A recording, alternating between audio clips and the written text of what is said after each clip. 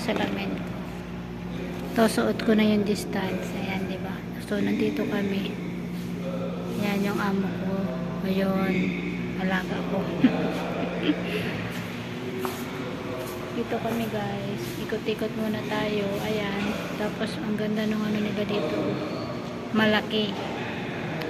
Ayan. Malaki dito, guys. Ayun yung labas. So, kitang-kita. Mas malaki dito kaysa doon sa pinuntahan namin kung saan ako sinukatan ng salamin. Ganda. Oh, iba-ibang klase ng salamin. Ikot. Dito lang ako sa side na to. Tapos doon sa labas, so ayan, no, highway. Layo, diba? Tapos punta natin doon sa kabila. Ikot. Ayun. Malayo yun, no? Malaga ko.